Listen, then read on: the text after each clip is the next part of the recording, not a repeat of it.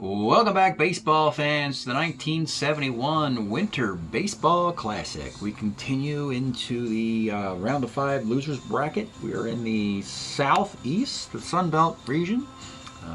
South Carolina, Georgia, Florida all have teams in this region. Let's quickly show you what happened earlier in the beginning round of this. Here we are, the yellow bracket here. South Carolina with the number 1 seed held on and beat Athens 4-2. They would later play St. Pete and beat them 3-1 to become, South Carolina, the number 2 overall seed of the tournament with a bye. Savannah, as a 2 seed, lost to St. Pete also 4-2.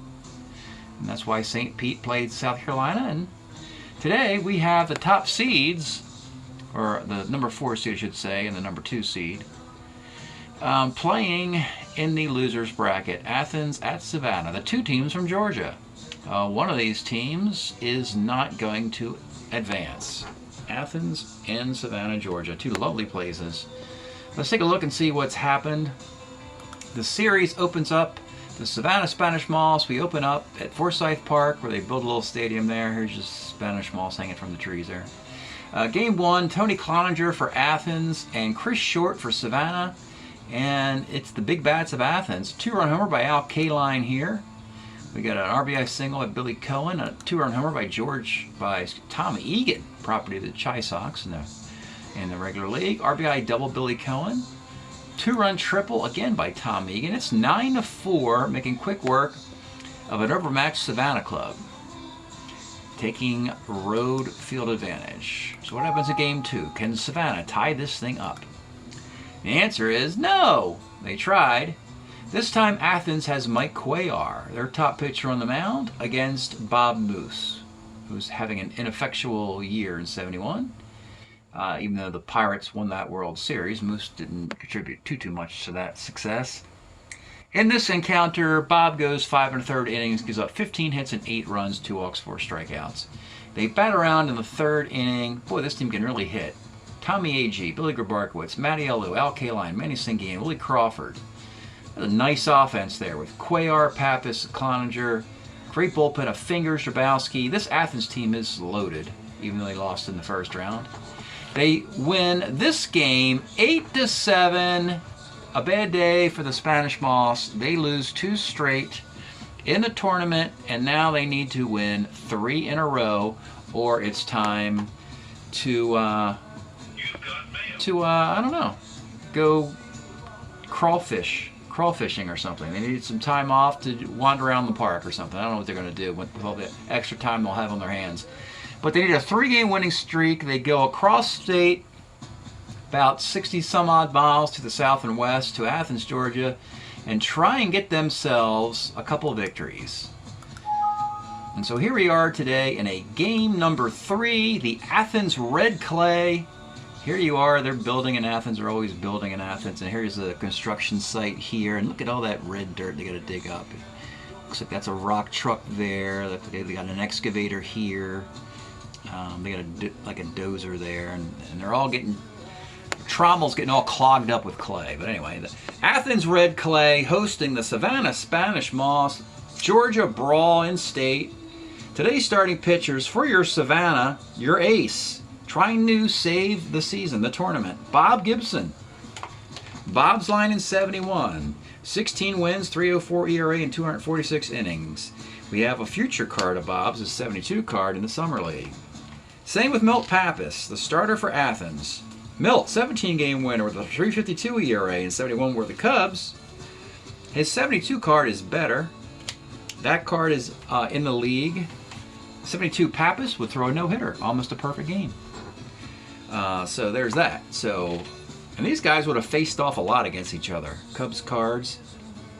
So fun game today. Savannah at Athens. Bob Gibson, Milt Pappas. Let's get started. Leading off for Savannah, it's Tito Fuentes. 110 for Tito is a base hit for the Bee Stealer. Sanguine's got a -3 arm, so he'll stay at first. Joe Foy, 69, single to center. Fuentes, 14 base runner, but AG's got a -3 arm in center field. This Athens team's got some arms as well. And bats. 2 on. Nobody out. Duke Sims. 1-3. Duke Sims has the 1-2 card. And yeah, that's a 3-run home run. And Savannah's saying, hey, wait a minute. Don't throw that dirt on us yet. Don't throw that clay on us yet. We still got some life.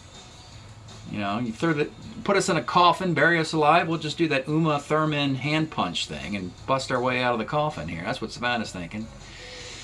3-0 before Milt Pappas can even blink here. All right, batting fourth, it's Reggie Smith. 37's a K. Oh, 37's a K. Jim Fregosi, 65, pops to first. Jim Spencer, 49. Homer 1 and 2 doubles, a 2-base hit. And Ron Stone, 66, is a walk. And Gene Klein's 5'10", center X. AG's a 2-8 in center field, and he makes the grab. So, 3-0 for Bob Gibson. Boy, work cut out for Athens, looking for a sweep. Leading off their center fielder, Tommy A.G., 68 is a K. Manny Sanguian, 33, pops to first. Matty Alou, 44, center B. Top of 2, it's Joe Keogh, 56, flies to right. Tito Fuentes, 33, rolls third. And Joe Foy, 55, center field. Now we're starting to get some pitching settling in finally. Al Kaline. 1-5 Al Kaline, the 1-5 card. It's gone. He had 15 homers and 487 plate appearances. That is gone. Got a 3-1 game. Billy Grabarkowitz. 1-6 is a K. Willie Crawford, 37. Single and a 1. No thanks there. Tom Egan, 68 is a strikeout. We go to the third. It's Duke Sims. Big blast to start the game. 57 is the fly ball to center. Reggie Smith, 48. Triple 1-5. Off of Pappas. It's a single. Again, I'm not going to show cards during the game. You'll see 20 cards at the end of the video for the team that gets eliminated. Jim Fregosi. 312, short B. With 2 outs, Spencer. Lines to second base. We go to the bottom of the third inning. It'll be Eddie Leone. 1-4, rolls to third. Len Randall, 311, rolls to third.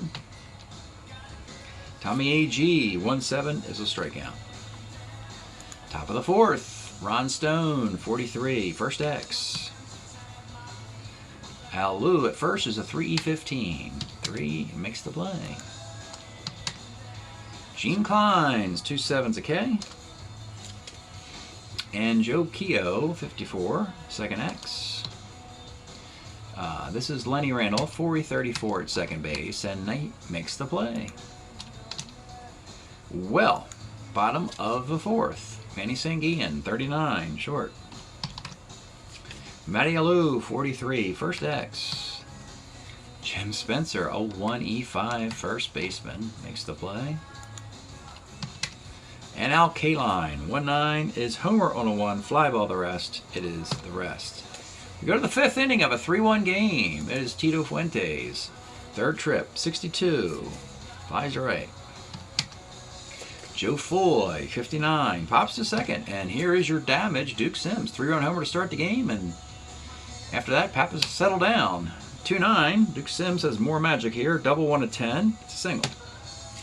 And Reggie Smith. 55, rolls to second base. So Pappas settles down after the 3-run blast.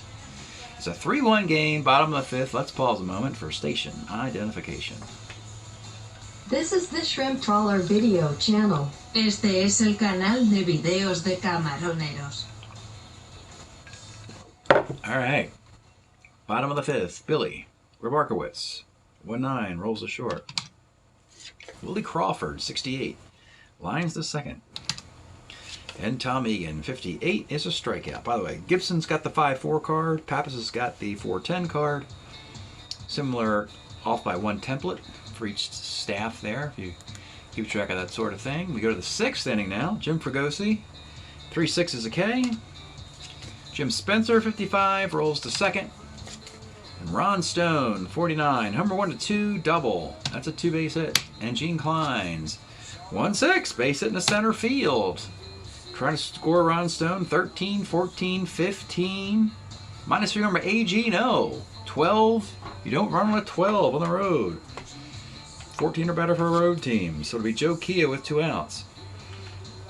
Joe Keogh is an interesting spot here. He is one of these undrafted free agents who is trying to make some noise to get noticed for the Summer League draft. 1-9, Joe Keogh delivers a base hit to left field, and that is a 4-1 game. So, Keogh, let's give him a little bit of stage time here. A 3-1 E5 in right field for the 71 Royals at 248 in 386 plate appearances. So, reasonable chance to get into the league, except corner outfield is tough. You need more production than 248 and, you know, a handful of homers and not much of anything else. So, but stranger things have happened. He might make it. All right, 4-1. You got runners at first and second, 2 outs for Tito Fuentes, who pops the second. Bob Gibson, can he hang on to a 4-1 lead? Bottom of the 6th. He's retired 12 in a row since a solo homer by K-Line, the only batter to reach. Eddie Leone, 5-12, walks. Len Randall, 5-12, but on the left side, first C. Runner at second, 1 out for Tommy A.G. 1-8 is a K, and 2 outs for Sanguian. 46 is a K off the Gibson card. Well, the evaluation of Gibson doesn't matter because we have his card, a better version of Bob in the Summer League. But it's good to know that the 71 card is capable of slamming a door like today. Pappas will continue into the 7th inning, giving up just the 4 runs. Joe Foy, 1-8, single 1 to 18, gets it. Duke Sims, you really should start thinking about getting Pappas out of there. He's bad against lefties, but we'll let him pitch here. 38 flies to right. We're going to let him pitch again to Reggie Smith. 64. Third X, need a play here out of Grabarkowitz, who's a 2E14 third baseman. This should be 2, and it is. A 5, 4, 3, double play. We got a 4-1 game. Still winnable sweep opportunity for Athens. At home in Athens, GA, home of the Bulldogs and all that stuff. And stretch time here. We have been enjoying another Athens favorite, REM. Their 1987 B-Sides collection, Dead Letter Office, enjoying. Velvet Underground cover of There She Goes Again. Aerosmith cover of Toys in the Attic.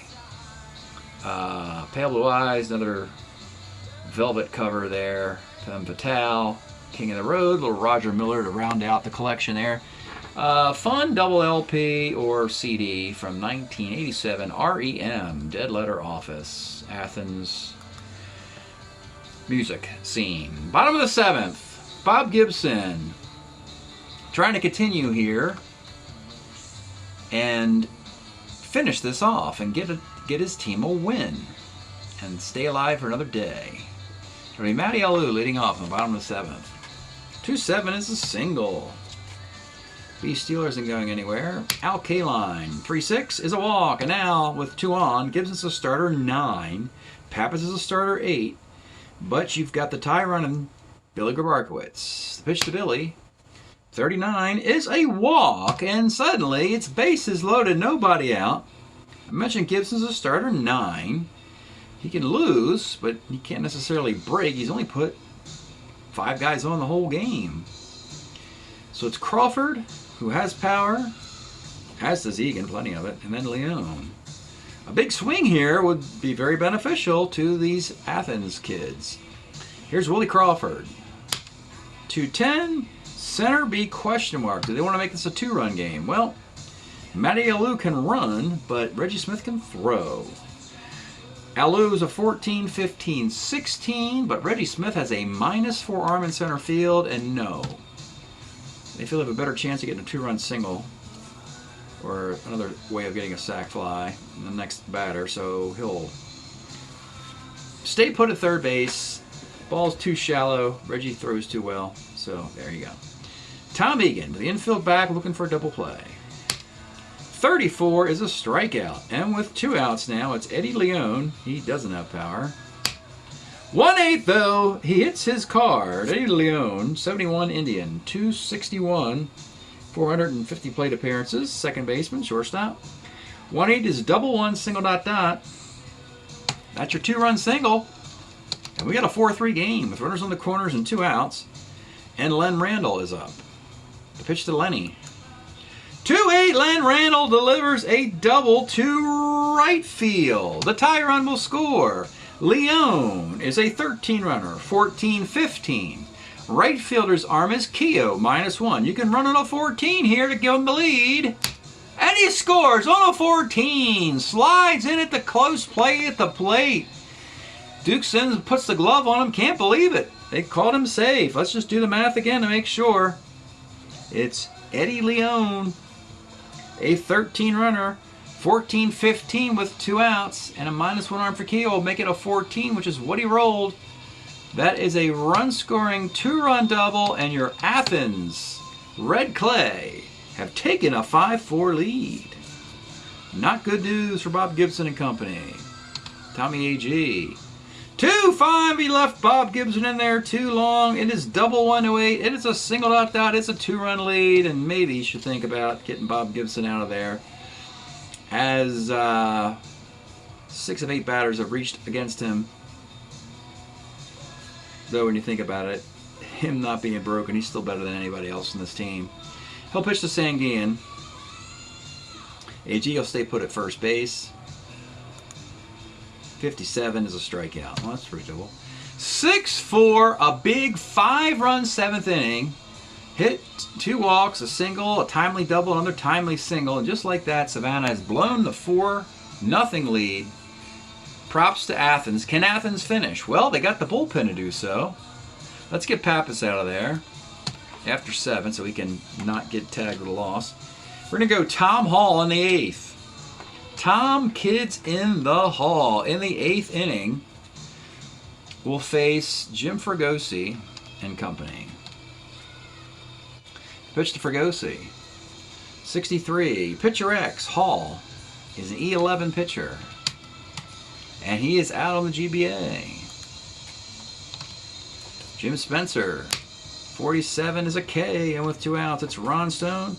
We can pinch it. We can get him out of here. Ron Stone doesn't fare well against lefties, so we'll take him out.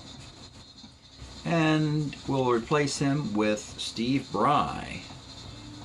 Pitch to Steve Bry. 69 off Tom Hall is short X. Eddie Leon's a 324 at short. And he makes the play. Wow. We go to the bottom of the 8th. Savannah, 3 outs away from being swept out of the tournament. Gibson will leave after 7 because, well, frankly, we need to look at guys. And we'll take a peek at Fred Gladding in the 8th inning as the Savannah closer was with the Astros. He'll pitch the 8th inning. The Matty Alou. 67's a single. He's a B stealer. K-Line. 1-8 for K-Line. Single to right field. Alou, 14.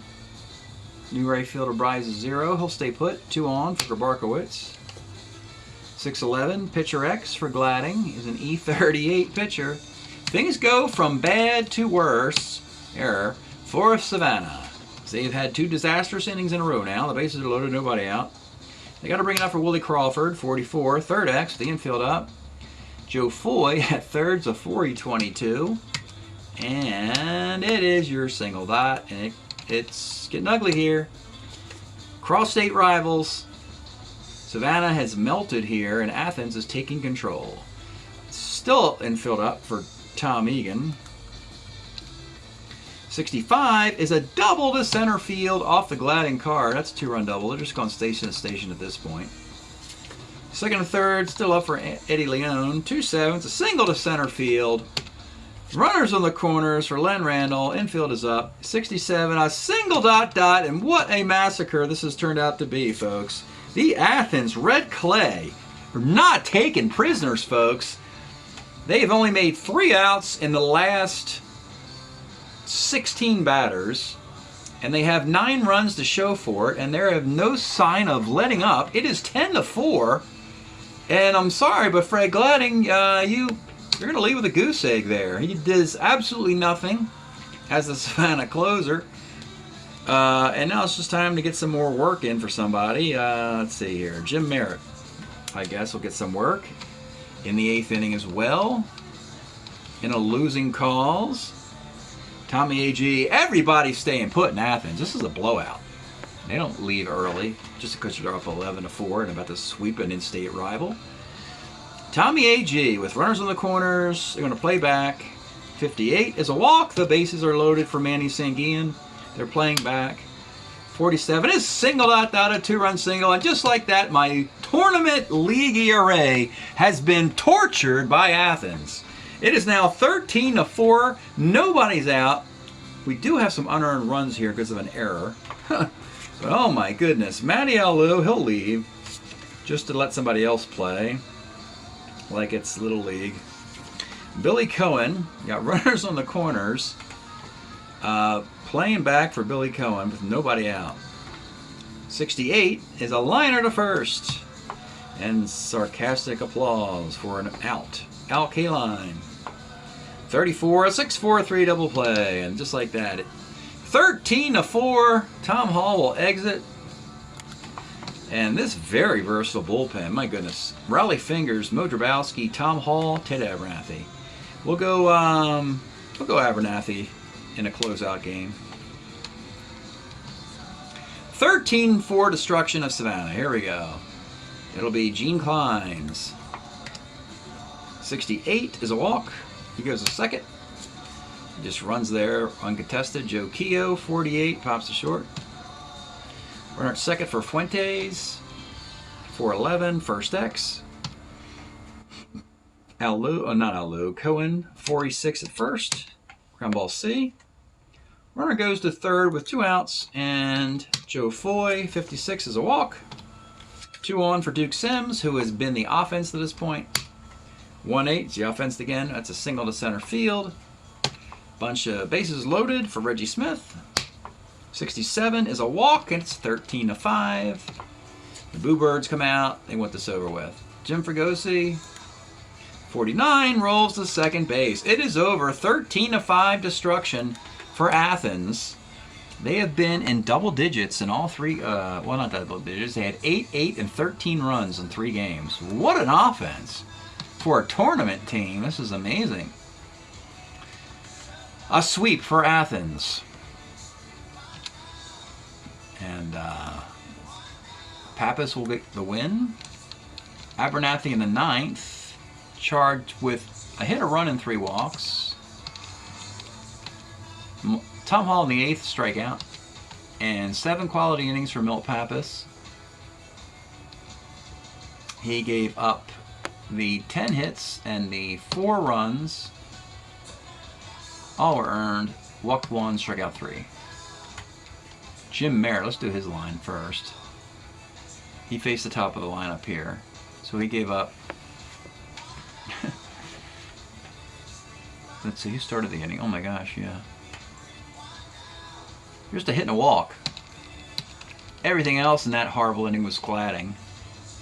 Jeez, what terribleness. 1, 2, 3, 4, 5, 6 hits. And 7 runs. No walks, no outs, no nothing. And Bob Gibson ends with a black eye as well because he had only given up 1 run through 6, but we left him out there too long in the 7th. He only gives up 5 hits in the game, as you see all these walks here. 4 of the 5 hits are in the 7th inning, with that solo homer there. Rather dubious defeat here. Charged with 6 runs. Yep, they were all earned. And my tournament ERA is going to go south rather quickly here. Final line: 1009, 0108, 1312, 511, 4449, 4944. There it is. 3-game whipping. And Savannah has been bounced from the tournament.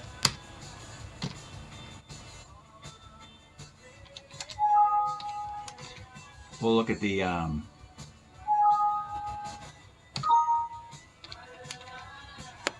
cumulative box here. Both teams were 2-4 coming into this tournament, losing 4 out of 6 in the first round. But Savannah continued a steady nosedive, and Athens has readied their ship and has won the ultimate argument of what is more resilient, Spanish moss or red clay. No, we know the answer to that. So Savannah is gone from the tournament with just 2 wins and 7 losses. So we'll be looking at the Savannah players at the end of this video. They hit .262 in the tournament, but they had a .675 ERA that all came in this series, and particularly in the last 2 innings of Game 3, where Athens just poured it on in our blowout. Nothing looks good. Gibson threw 24 innings in the tournament, giving up 14 runs. I guess we're glad we're not using that card. It's a very imbalanced card. He's dominant versus righties and susceptible to lefties. Nothing special in the bullpen. As far as the hitters go, you know, Fuentes did well. Reggie Smith not that well. Athens, on the other hand, is 5-4, hitting .313 as a club with a .457 ERA. We're getting lots of hitting now in this tournament, which is very surprising. So we got a lot of crappy hitters, but I guess we got some crappy pitchers too. Yeah, Cuellar is their ace, but he's given up 12 runs in 21 innings. Nothing special there. We got some nice bats, though. You know, let's see what we got here.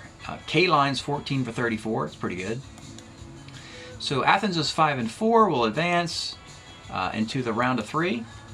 Savannah is gone with a 2-7 record. The year-to-date numbers: 75 games through the tournament. And there, the .269 batting average and a .442 ERA in the tournament. But when you have a small tournament like this and you get a couple 13-run games, it's really going to skew your results. And that's what has happened. All right, so we will do the eliminating Savannah portion at the end of this video. Thanks for checking this out, and we'll see you next time. Okay, folks, here are the stats for Savannah for the tournament. 2-7. Bob Gibson did get 1 win as the ace, but didn't pitch particularly well. None of the pitching pitched very well. I guess Ricky Clark. Well, you know, Ricky Clark demonstrated that he could be a viable reliever, which is important because Ricky Clark's an undrafted free agent. So 8 innings of relief with 2 hits, 5 walks, and 6 Ks. That's good to know. So when draft time comes, I'll remember that and see if I can slip him into the Summer League. Even Jim Merritt, much maligned for being in the league because he's left-handed but not pitching well in the last couple summers. He pitched well here. Del Canton's probably due to get into the league soon. As for the hitting, you have some nice bats here.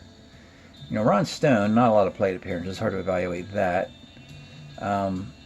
And then, of course, some of these guys are keepers and some are carry-ons and some are UFAs. Reggie Smith is up for a contract, but he only had .235 with a 71 card. With his Boston card, and we often said that maybe we should just go to a St. Louis card, as he was traded to St. Louis in the Summer League.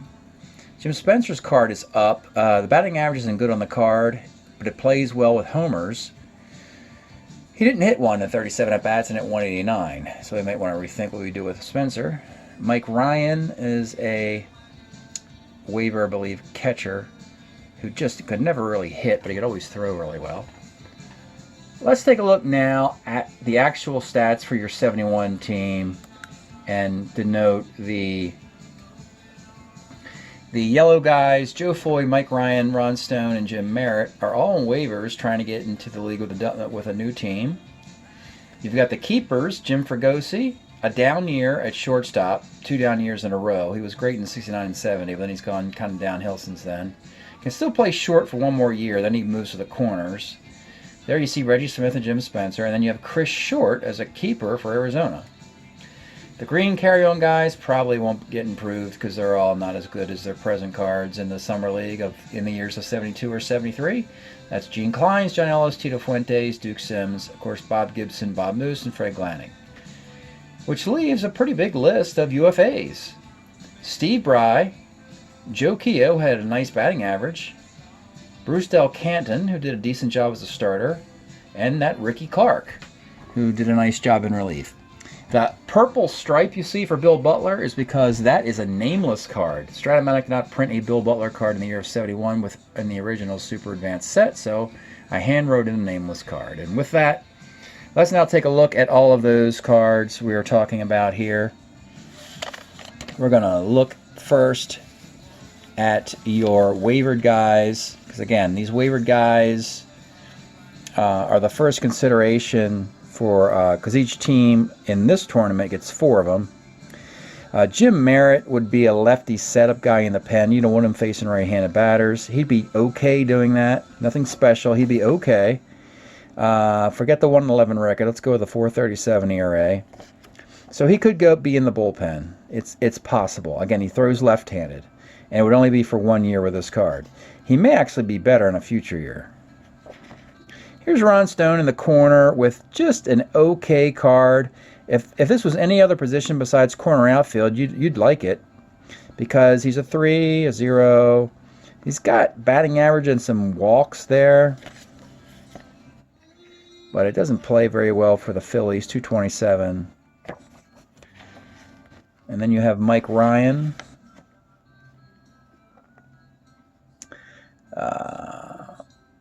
As the third guy, Ryan. Good defensive catcher against lefties with some power, but not enough hitting, and of course dismal against righties. And this Joe Foy guy's on waivers, and that's a nice little on-base machine. Can't steal. He used to be able to steal. Now he's a C. But look at all the on-bases. This guy's getting into the league. I like that. I'll always get on-base into my league in the summer. So good news for Joe Foy fans. So now we'll take a look at the keepers. And Chris Short is keeping Arizona. He's a starter 7. You could make him a situational lefty. You could make him a starter. He's decent here. It's probably, if I had to guess, his last good year. 7-4, 385 for the Phillies. But yeah, as a left-handed starter, 7. Left-handed starter 7s are always good for the league. Here's Reggie Smith. Didn't have much of a tournament. How many home runs we got here? We do have 30 home runs and a 283 average. I think he did that exact same thing in 1977. 30 and 283. But anyway, you can get a 300 hitter in a future year, but not as much home runs. But you do have a 2 in center field, a -4 on, which is very, very useful. For the Cardinals, it doesn't matter. They can, all the years of Reggie Smith in this timeline will be very good. All right, California wants to keep Spencer. This card has the most power Spencer will have in this era, but the batting average is very low. So it's like a 233 hitter. So you can get him hitting 270 without the power, or you can get him hitting 237 with the power. He's going to be a Gold Glove caliber first baseman either way. Fregosti's starting to fall apart a little bit here. He's still a 338 at short, but the stick is nowhere where it used to be. He used to hit 22 home runs and 290, and now he's down to a 233 and 5 homers. Now the carry-on guys, which we expect to be ignored, because we have Gene Klein's in the Summer League with a 334 card. John Ellis has a 289 hitting card. That one's not even close to that. Fuentes has a pretty cool-looking card in the 73 or 74. Probably a 2. Can also play some third base. So it's a sideways move to use this one. Duke Sims has a ridiculous 72 card where it's 300. Though this is a very nice card. If we didn't have that 72 card, we would have gladly chosen this one. Here's Gibson. Like I said, just devastating over here. But it's a lot of lefties on base. And in 72, he did not do that. 72 was a better year than this. So that's the year that we have. Bob Moose for the 71 Pirates. Ugh. You don't want him pitching too much. Got 11 wins for a World Series team with a 4.11 ERA. But they had better options. And this Fred Gladding card, you saw get knocked around, didn't get anybody out. A lot of dudes he puts on base, but no home runs. Statistics are going to look good on this. Yeah, 212, 51 innings, 51 hits, 22 walks, but no home runs. So because he doesn't give up home runs, his ERA is going to look good. And now we got the UFAs. Steve Bry You know, it's cool that he's got the power both ways with homers on 5 just about, as a 3-corner outfielder, but not much more than that. 15 base runner to see Steelers nice. Just not enough batting average. 224, that's not going to cut it. And here's Joe Keogh as a one-way player. It's just not good enough for that position. You want more punch. You miss the single 1-2. Be hitting running's nice. You got a -1 arm. That's all nice, but I don't know. We're talking about another 248 hitter. And the Summer League is very competitive, but the good news is, in this particular era, you only have 24 baseball teams being spread into 32. Unlike 1977 and forward, where you got the Seattle Mariners and Toronto Blue Jays. So now you got talent from 26 teams being spread to 32. So because of that, Keogh might find a spot somewhere. Del Canton, nice little starter 7 here. He's okay. Fine. 3.45 ERA and 141 innings for Kansas City. Sure, I think this card gets in the league somewhere. We do not have a shortage of right-handed pitchers. That's the good news. All the league's right-handed pitchers will be pretty good. There'll be some pretty lousy left-handed pitchers, but that's par for the course. And here's Ricky Clark. As a reliever, had a nice little tournament. 8 shutout innings. You got to dodge those home runs. You don't want to combine a lot of home runs and a lot of walks. That's the recipe for disaster in any league you're in. I like the 1-5 out there and there. So if you're willing to live with the homers and walks, you can make him a long man. 2-1, 286. And again, because he's only pitched 44 innings, that ERA looks great until you look at the 36 hits and 28 walks. And the 6 home runs allowed. Then it's just kind of so-so. So the ERA is the best part of that, and I find it hard to think he's going to match that in a competitive carryover league. And lastly, remember the purple striped Bill Butler, signifying a nameless 300 card, and that's what I mean when I say nameless card. I mean, this is one of those blank template Strat-O-Matic cards you can order and then just make blank copies of. There's nothing on the other side. Just a sheet of paper here.